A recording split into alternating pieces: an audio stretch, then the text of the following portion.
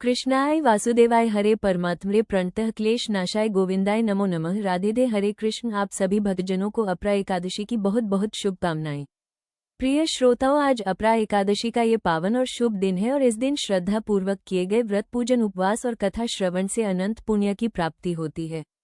इस दिन को और अधिक पवित्र और फलदायी बनाने के लिए कथा आरंभ करने से पहले आइए सुनते हैं भगवान की असीम करुणा और प्रेम से भरी एक अद्भुत कथा।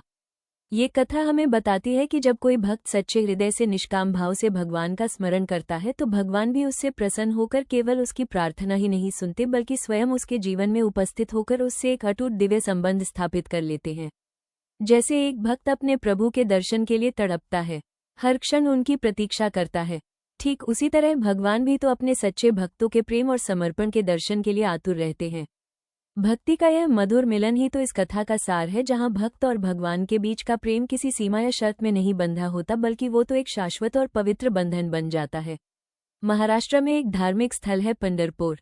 कहा जाता है कि प्राचीन काल में ये पुंडलिकपुर था जो बिगड़ते बिगड़ते अपभ्रंश में पंढरपुर हो गया।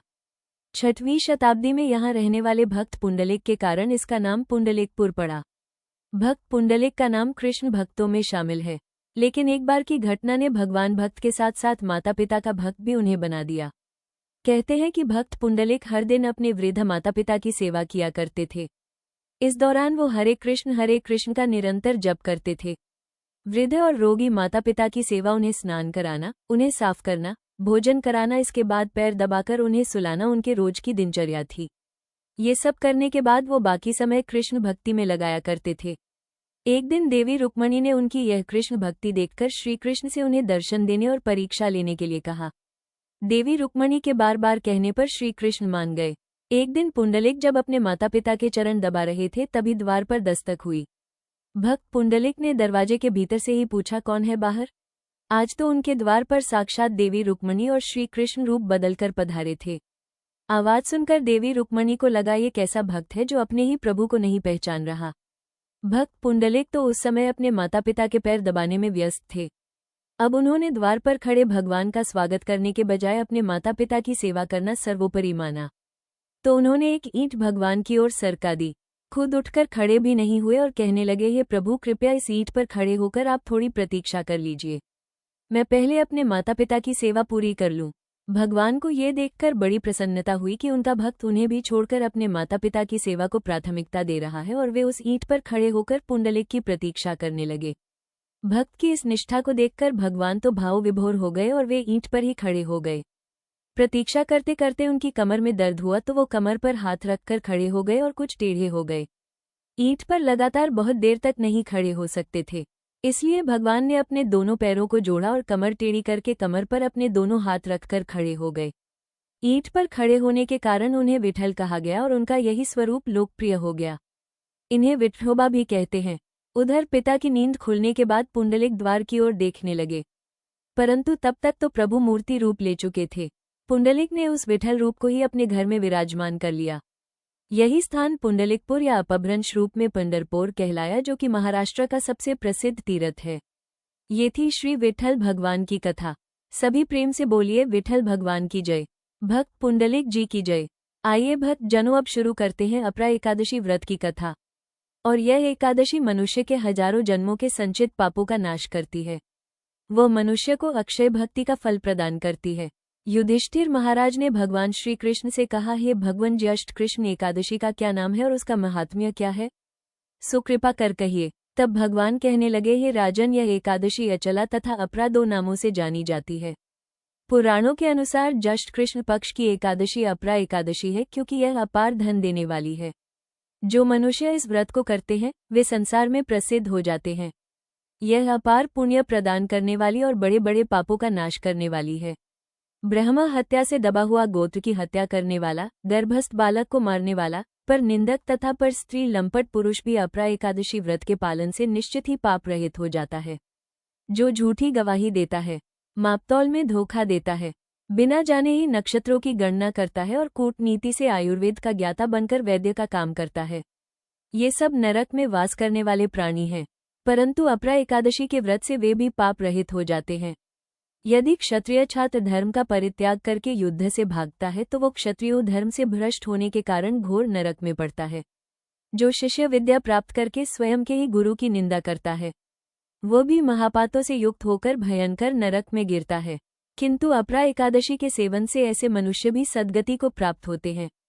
माघ में जब सूर्य मकर राशि में स्थित हो उस समय प्रयाग में स्नान करने वाले मनुष्यों को जो पुण्य होता है, काशी में शिवरात्रि व्रत करने से जो पुण्य मिलता है, गया जी में पिंडदान करके पितरों को तृप्ति प्रदान करने वाला पुरुष जिस पुण्य का भागी होता है, बृहस्पति के सिंह राशि पर स्थित होने पर गोदावरी में स्नान करने वाला मनुष्य जिस फल को प्राप्त करता है, बद्रिका आश्रम की यात्रा के समय भगवान केदार के दर्शन तथा बद्री तीर्थ के सेवन से जो पुण्य उपलब्ध होता है, तथा सूर्य ग्रहण के समय कुरुक्षेत्र में दक्षिणा सहित यज्ञ करके हाथी, घोड़ा और स्वर्ण दान करने से जिस फल की प्राप्ति होती है, अपरा एकादशी के सेवन से भी मनुष्य वैसे ही फल प्राप्त करता है।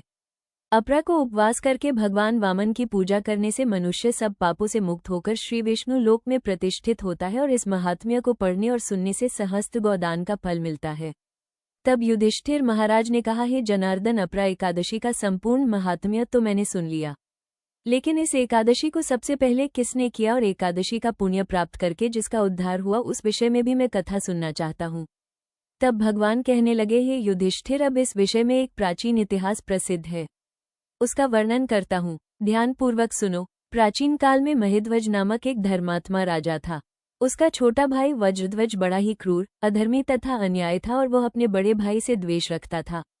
उस पापी ने एक दिन रात्रि में अपने ही बड़े भाई की हत्या करके उसकी देह को एक जंगली पीपल के नीचे गाड़ दिया। इस अकाल मृत्यु से राजा प्रेतात्मा के रूप में उसी पीपल पर रहने लगा। अब वो प्रेत बन गया था, इसलिए स्वभाववश आने जाने वाले को वो परेशान करने लगा और अनेक उत्पात करने लगा। एक दिन अचानक धौम्य नामक ऋषि उधर से गुजरे। उन्होंने प्रेत को ज्ञान चक्षु से देखा और तपोबल से उसके अतीत को जान लिया। अपने तपोबल से प्रेत उत्पात का कारण समझा। तब उन्हें पता चला कि राजा प्रेत योनि से मुक्त होना चाहता है। ऋषि ने प्रेत को पीपल के पेड़ से उतारा तथा परलोक विद्या का उपदेश दिया। फिर दयालु ऋषि ने राजा को प्रेत योनि से मुक्ति दिलाने के लिए स्वयं ही अपरा एकादशी का व्रत किया और उसे इस योनि से मुक्त करने के लिए उसका समस्त पुण्य प्रेत को अर्पित कर दिया। इस पुण्य के प्रभाव से राजा की प्रेत योनि से मुक्ति हो गई और वो ऋषि को सप्रेम धन्यवाद देता हुआ दिव्य देह धारण कर पुष्पक विमान में बैठकर श्री विष्णु लोक को चला गया। भगवान कहते हैं, हे राजन, यह अपरा एकादशी की कथा मैंने लोकहित के लिए कही है। इसे पढ़ने अथवा सुनने मात्र से मनुष्य सभी पापों से छूट जाता है। और जो मनुष्य अपने पापों का सच्चे मन से प्रायश्चित करना चाहते हो, अपने पापों से मुक्ति पाना चाहते हो, उन्हें आज के इस पावन दिन पर पाप नाशन स्तोत्र का पाठ भी अवश्य करना चाहिए। महर्षि वेदव्यास जी द्वारा रचित 18 पुराणों में से एक अग्नि पुराण में अग्निदेव द्वारा महर्षि वशिष्ठ को दिए गए विभिन्न उपदेश हैं, और इसी के अंतर्गत इस समस्त पाप नाशक स्तोत्र के बारे में महात्मा पुष्कर कहते हैं कि मनुष्य चित्त की मलिनतावश चोरी, हत्या, पर स्त्रीगमन आदि तरह तरह के पाप करता है, पर जब चित्त कुछ शुद्ध होता है तब उसे इन पापों से मुक्ति की इच्छा होती है। उस समय भगवान नारायण की दिव्य स्तुति करने से समस्त पापों का प्रायश्चित पूर्ण हो जाता है। इसलिए इस दिव्य स्तोत्र का नाम समस्त पाप नाशक स्तोत्र है। महात्मा पुष्कर कहते हैं, सर्वव्यापी श्री विष्णु को सदा नमस्कार है, श्रीहरि विष्णु को नमस्कार है। मैं अपने चित्त में स्थित सर्वव्यापी अहंकार शून्य श्रीहरि को नमस्कार करता हूँ। मैं अपने मानस में विराजमान अव्यक्त अनंत और अपराजित परमेश्वर को नमस्कार करता हूँ। सबके पूजनीय, जन्म और मरण से रहित प्रभावशाली श्री विष्णु को नमस्कार है। श्री विष्णु मेरे चित्त में निवास करते हैं। श्री विष्णु मेरी बुद्धि में विराजमान है। श्री विष्णु मेरे अहंकार में प्रतिष्ठित है और श्री विष्णु मुझ में भी स्थित हैं। वे श्री विष्णु ही चराचर प्राणियों के कर्मों के रूप में स्थित हैं। उनके चिंतन से मेरे पाप का विनाश हो। जो ध्यान करने पर पापों का हरण करते हैं और भावना करने से स्वप्न में दर्शन देते हैं। इंद्र के अनुज शरणागतों का दुख दूर करने वाले उन पापाहारी श्री विष्णु को मैं नमस्कार करता हूँ। मैं इस निराधार जगत में अज्ञानांधकार में डूबते हुए को हाथ का सहारा देने वाले परात्पर स्वरूप श्री विष्णु के सम्मुख प्रणत होता हूँ। सर्वेश्वर प्रभु कमल नयन परमात्मन ऋषिकेश आपको नमस्कार है। इंद्रियों के स्वामी श्री विष्णु आपको नमस्कार है। हे नरसिंह अनंत स्वरूप गोविंद, समस्त भूत प्राणियों की सृष्टि करने वाले केशव, मेरे द्वारा जो दुर्वचन कहा गया हो अथवा पापपूर्ण चिंतन किया गया हो, मेरे उस पाप का प्रशमन कीजिए। आपको नमस्कार है। केशव, अपने मन के वश में होकर मैंने जो न करने योग्य अत्यंत उग्र पापपूर्ण चिंतन किया है उसे शांत कीजिए। परमार्थ परायण ब्राह्मण प्रिय गोविंद, अपनी मर्यादा से कभी चित न होने वाले जगन्नाथ, जगत का भरण पोषण करने वाले देवेश्वर, मेरे पाप का विनाश कीजिए। मैंने मध्याह्न, अपराह्न, सायंकाल एवं रात्रि के समय जानते हुए अथवा अनजाने शरीर, मन एवं वाणी के द्वारा जो पाप किया हो, पुंडरीकाक्ष, ऋषिकेश, माधव, आपके इन 3 नामों के उच्चारण से मेरे वे सब पाप क्षीण हो जाए। हे कमल नयन, लक्ष्मीपते, इंद्रियों के स्वामी माधव, आज आप मेरे शरीर एवं वाणी के द्वारा किए हुए पापों का हनन कीजिए। आज मैंने खाते, सोते, खड़े, चलते अथवा जागते हुए मन, वाणी और शरीर से जो भी नीच एवं नरक की प्राप्ति कराने वाला सूक्ष्म अथवा स्थूल पाप किया हो, भगवान वासुदेव के नाम उच्चारण से वे सब विनष्ट हो जाए। जो परम ब्रह्म, परमधाम और परम पवित्र हैं, उन श्री विष्णु के संकीर्तन से मेरे सब पाप लुप्त हो जाए। जिसको प्राप्त होकर ज्ञानी जन पुनः लौटकर नहीं आते, जो गंध स्पर्श आदि तन मात्राओं से रहित है, श्री विष्णु का वो परम पद मेरे पापों का शमन करे। जो मनुष्य पापों का विनाश करने वाले इस स्तोत्र का पठन अथवा श्रवण करता है, वो शरीर, मन और वाणी जनित समस्त पापों से छूट जाता है एवं समस्त पाप ग्रहों से मुक्त होकर श्री विष्णु के परम पद को प्राप्त होता है। इसलिए किसी भी पाप के हो जाने पर इस स्तोत्र का जप करें। ये स्तोत्र पाप समूहों के प्रायश्चित के समान है। कृष आदि व्रत करने वालों के लिए भी यह श्रेष्ठ है। स्तोत्र, जप और व्रत रूप प्रायश्चित से संपूर्ण पाप नष्ट हो जाते हैं। इसलिए भोग और मोक्ष की सिद्धि के लिए इनका अनुष्ठान करना चाहिए। इस प्रकार जो भक्त सच्चे मन से पाप नाशन स्तोत्र के इस पाठ का श्रवण करता है, उसके समस्त पापों का नाश हो जाता है। आइए अब सुनते हैं 11 माता की कथा। एक बार देवर्षि नारद जी बैकुंठ लोक को गए। वहां उन्होंने भगवान श्री लक्ष्मीनारायण जी को प्रणाम किया। फिर नारद जी ने श्री हरि से कहा, प्रभु, अब धरती पर आपका प्रभाव कम हो रहा है। धर्म पर चलने वालों को कोई अच्छा फल नहीं मिल रहा। जो पाप कर रहे हैं उनका भला हो रहा है।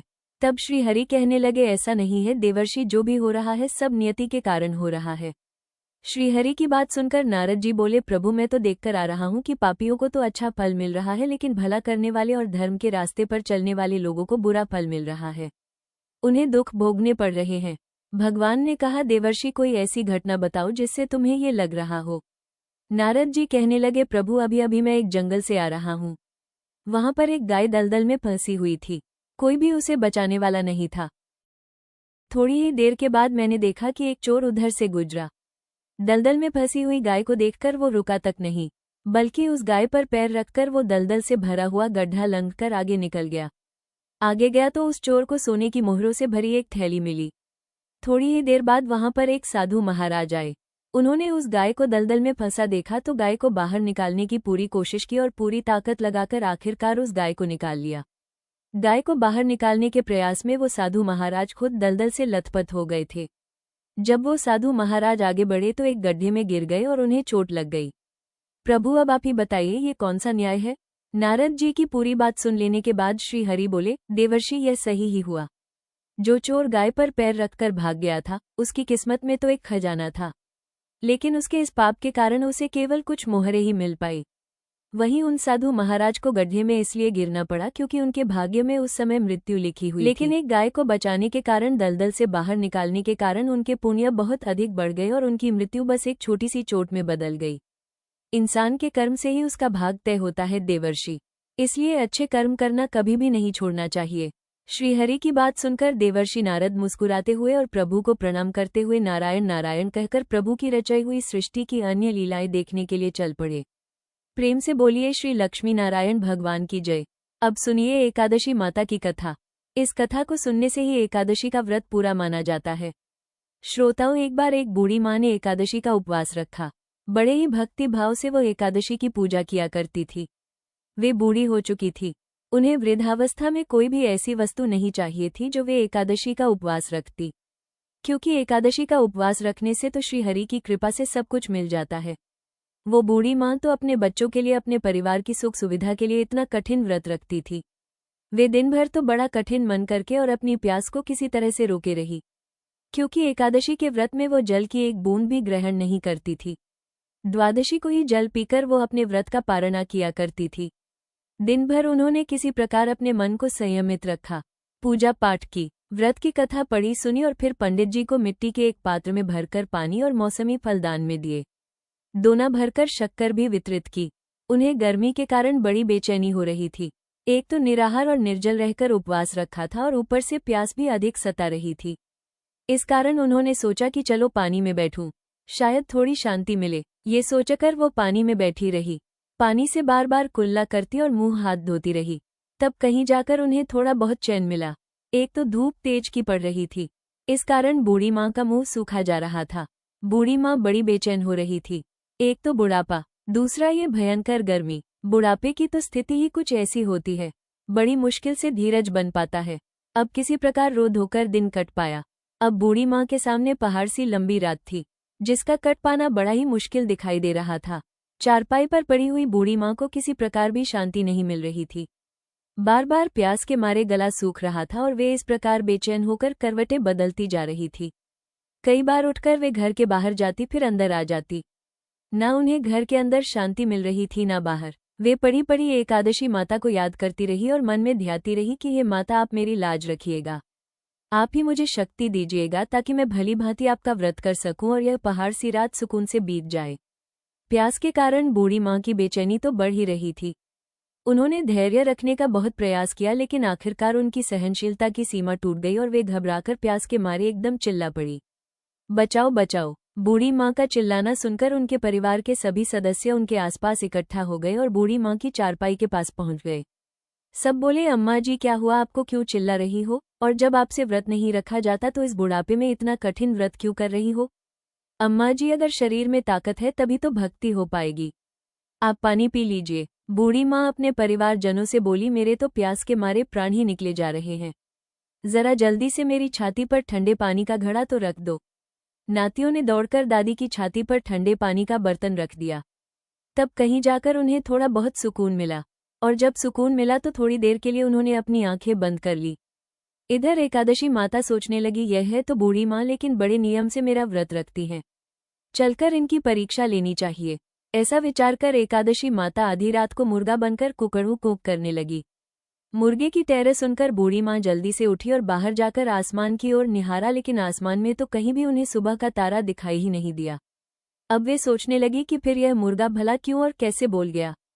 एक तो उन्हें प्यास लग रही थी, अब थोड़ा बहुत उनका मन भी बेचैन होने लगा। आखिरकार उन्होंने ये दृढ़ निश्चय किया कि अब तो मैं इस व्रत को पूरा करके ही छोड़ूंगी, फिर चाहे व्रत पूरा होने तक मेरे प्राण ही क्यों ना निकल जाए। मन में ऐसा पक्का निश्चय कर वो वापस चारपाई पर आकर लेट गई। थोड़ी ही देर के बाद एकादशी माता ने उनकी फिर से परीक्षा लेनी चाही तो वो एक छोटी सी कन्या का रूप धरकर गिलास में मीठा पानी लेकर उनके सिरहाने खड़ी हो गई और जोर से बोली, दादी जी सवेरा हो गया है, आप हाथ मुंह धोकर शरबत पी लीजिए। पहले तो शरबत का भरा हुआ गिलास देखकर बूढ़ी माँ का मन ललचाने लगा, प्यास के मारे गला जो सूख रहा था। किंतु अचानक उन्हें याद आया कि उनका तो एकादशी का उपवास है। फिर उन्होंने सोचा कि अभी तो वे किसी भी तरह से यह शरबत नहीं पी सकती और फिर वे चुपचाप वापस अपनी चारपाई पर लेट गई। जैसे ही उनकी आंख लगी तभी उन्हें एहसास हुआ कि मानो किसी ने उन्हें पानी से भरे हुए कुएं में पटक दिया हो। वे बहुत देर तक उस कुएं में हाथ पांव चलाती रही, लेकिन इस बीच उन्होंने अपने मुंह में पानी की एक बूंद भी नहीं जाने दी, क्योंकि उनका एकादशी का उपवास जो था और वे पक्के निश्चय के साथ अपना व्रत पालन करती रही। थोड़ी ही देर में उन्हें ऐसा लगा मानो सामने आग जल रही हो। आग के कारण बड़ी भारी गर्मी लगने लगी, प्यास के मारे उनके प्राण निकलने लगे, लेकिन इतना सब होने के बाद भी बूढ़ी माँ ने पानी की एक बूंद भी नहीं पी। वे तो बस चारपाई पर बैठी बैठी एकादशी माता का ध्यान करती रही। अब सवेरा होने में बस कुछ ही समय है, ये जानकर वे बड़ी तसल्ली के साथ इधर उधर घूमने लगी। एकादशी माता अब तक ये बात अच्छी तरह से समझ गई कि इन बूढ़ी माँ को किसी भी प्रकार से अपने व्रत से नहीं टाला जा सकता। वे उनके सत्यव्रत को भली भांति समझ गई थी। अब सवेरा हो गया तो बूढ़ी माँ ने स्नान किया, भगवान श्री हरि का पूजन किया, फिर एकादशी माता की कथा सुनी, ब्राह्मणों को दक्षिणा देकर भोजन कराया। तब कहीं जाकर उन्होंने जल ग्रहण किया। कन्याओं को भोजन कराने के बाद बूढ़ी माँ ने फिर स्वयं भोजन किया और उस श्रेष्ठ व्रत के प्रभाव से बूढ़ी अम्मा की आयु में वृद्धि हो गई। उनकी आयु बढ़ गई, उनका घर परिवार हरा भरा हो गया। अब उनके घर में किसी भी चीज का कोई अभाव नहीं रहा। उनका घर हर प्रकार के सुख साधनों से भर गया। नाती नातिन से उनका घर भर गया और वे उसी दिन से 12 महीने की एकादशी का व्रत करने लगी। एकादशी माता के व्रत के पुण्य प्रताप से इस संसार में हर प्रकार के सुख भोग कर वह बूढ़ी माँ अंत में भगवान श्री हरि के धाम को चली गई। जैसे एकादशी माता ने उन बूढ़ी माँ को और उनके परिवार को हरा भरा किया, वैसे ही ये एकादशी माता हम सभी की मनोकामनाएं पूर्ण कीजिएगा। प्रेम से बोलिए श्री लक्ष्मी नारायण भगवान की जय। एकादशी माता की जय। आइए अब हम सभी मिलकर प्रेम से एकादशी माता की आरती गाते हैं। ओम जय एकादशी माता मैया, जय एकादशी माता विष्णु पूजा व्रत को धारण कर शक्ति मुक्ति पाता। ओम जय एकादशी माता तेरे नाम गिनाऊं, देवी भक्ति प्रदान करनी, गण गौरव की देनी माता शास्त्रों में वर्णी। ओम जय एकादशी माता मार्गशीर्ष के कृष्ण पक्ष की उत्पन्न विश्व तारणी जन्मी, शुक्ल पक्ष में हुई मोक्षदा मुक्तिदाता बनाई। जय एकादशी माता पौष्य के कृष्ण पक्ष की सफला नामक है, शुक्ल पक्ष में हुए पुत्रदा आनंद अधिक रहे। ओम जय एकादशी माता नाम षट तिला, माघ मास में कृष्ण पक्ष आवे, शुक्ल पक्ष में जया कहावे, विजय सदा पावे। जय एकादशी माता विजया फाल्गुन कृष्ण पक्ष में, शुक्ला आम्ल की पाप मोचनी, कृष्ण पक्ष में चैत्र महाबल की। ओम जय एकादशी माता चैत्र शुक्ल में नाम कामदा धन देने वाली, नाम बरुधनी, कृष्ण पक्ष में वैशाख माह वाली। ओम जय एकादशी माता शुक्ल पक्ष में हुई मोहनी, अपराज्येष्ठ कृष्ण पक्षी, नाम निर्जला सब सुख करनी, शुक्ल पक्ष रखी। जय एकादशी माता योगिनी, नाम आषाढ़ में जानो, कृष्ण पक्ष करनी, देव शयनी, नाम कहायु, शुक्ल पक्ष धरनी। जय एकादशी माता कामिका श्रावण मास में आवे, कृष्ण पक्ष कहिए, श्रावण शुक्ला हुए पवित्र आनंद से रहिए। जय एकादशी माता अजा भाद्रपद कृष्ण पक्ष की परिवर्तनी, शुक्ला इंद्रा आश्विन कृष्ण पक्ष में वृत से भवसागर निकला। जय जय एकादशी माता पापांकुश है, शुक्ल पक्ष में अपहरणहारी, रमा कार्तिक में आवे सुखदायक भारी। ओम जय एकादशी माता देवोत्थानी, शुक्ल पक्ष की दुख नाशक मैया, पावन मास में कर विनती पार करो नैया। ओम जय जय एकादशी माता परमा, कृष्ण पक्ष में होती जन मंगल करनी, शुक्ल पक्ष में हुए पद्मिनी, दुख दारिद्र हरनी। ओम जय एकादशी माता जो कोई आरती एकादशी की भक्ति सहित गावे, जन गुदिता स्वर्ग का वासा निश्चय वो पावे वे। ओम जय एकादशी माता मैया, जय एकादशी माता। ओम जय एकादशी माता।